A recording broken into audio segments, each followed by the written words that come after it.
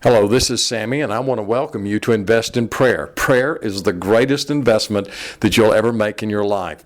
I want to share some things today that I believe will be of encouragement to you. Today I want to talk to you about something that's really been kind of fun. Now, I know when you talk about prayer, you don't think about fun, but really prayer is a great adventure. And it's been really one of the greatest joys of my life, and sometimes it's been just really exciting and I would even say fun to really have time with God and see what God does. One of those times, and I know this is going to sound strange to you, but one of those times that was really fun was right after I had cancer surgery. Now, right after I had the surgery, I met with the Lord in a wonderful way. We'll talk about that at another time in more detail, but God just met with me. And He set me on a path of seeking Him in a fresh way, and a way in which He brought me to a new depth, to be honest with you. I mean, I just came to this new depth of intimacy with Him. Well, one of the things that God had spoken to my heart was to run. And I think I've shared with you before, to run the original Greek marathon. In order to do that, what I had to do was I had to, first of all, be able to run a half marathon. And so I decided to run the Baton Rouge half marathon. And but the problem was I only had 3 months to train. Well, I had been cut open. My stomach was cut open. The doctor said I couldn't do any exercise for 2 months after that to recoup and recover from that completely. Also, they had held my arm up for 4 hours in the surgery, and so my ligaments were twisted. And then I had plantar fasciitis, a foot ailment that is really painful.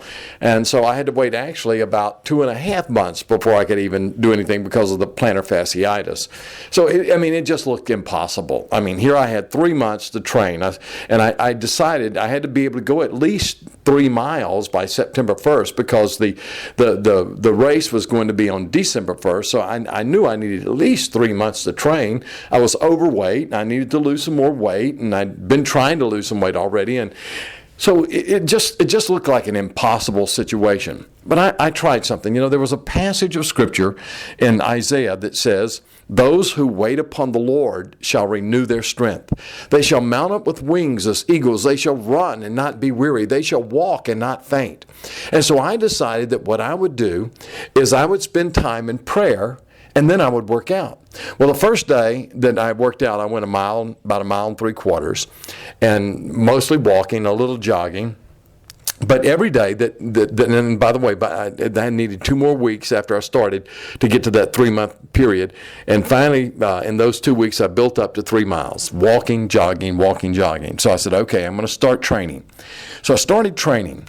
But what I would do is before I would go out and run, I would spend time in prayer. And I would seek God. And then I would run. And every time I would start, I'd say, oh, God, I don't know if I can do this. And I'd face it with, Lord, it just looks impossible. And I'd say, God, I need you. And I'm trusting you. And the most amazing thing happened. God, every time I worked out, renewed my strength. That passage in Isaiah 41 is really talking about spiritual renewal, but He literally did it physically. And He renewed my strength. So I would spend time in prayer, spend time reading the Word, and then I would run. And it was amazing in the next 3 months how my stamina, my endurance improved, how God renewed my strength, and it was just from waiting and then running. Waiting and then running, waiting and then running. And it was just a really neat thing to see. And so by the time I got to the half marathon in those 3 months, I'd built up to 10 miles. Well, a half marathon is 13.1 miles. So I didn't know if I was going to be able to do it.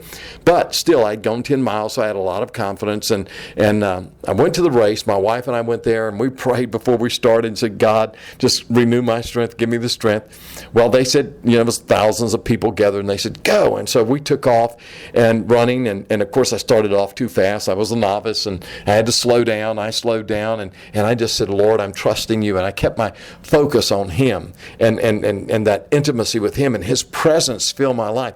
And it was the most amazing thing. He renewed my strength. At 3 miles, I felt strong. At 5 miles, I felt strong. At 8 miles, I felt strong. At 10 miles, I'll be honest with you, I started feeling it really much because that's the longest I'd ever run. And then He gave me the strength, and He renewed my strength to finish the race. And I came across the finish line. My wife was waiting there.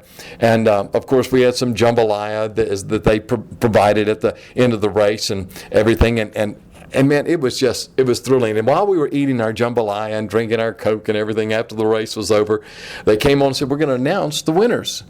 And then they announced, in my age group, Sammy Tippett, 60 to 64-year-olds, second place. I couldn't believe it. I was absolutely amazed. It was absolutely amazing. I was thrilled at what happened, and I just wept because God renewed my strength. Well, that set a pattern for me, because you see, what I learned from that was that if I would wait upon the Lord, He would renew my strength. And what He does is He puts us in impossible situations, things that look absolutely impossible, so that we will believe Him. In fact, you look at the great men and women of God in Hebrews chapter 11, and they were people who believed God and trusted in God, and God did this marvelous work in their lives. And so I just said, I'm going to trust you, Lord. And I learned to do that. In fact, I would just say to you today, the last 2 days, I've done some pretty hard speed workouts at the track, and I did with my trainer yesterday, and right before I would start, we did 600s, and I said, Lord, every time right before we do these 600-meter run speed workouts, I'd say, oh, God, I don't know if I can do this. I'm trusting you.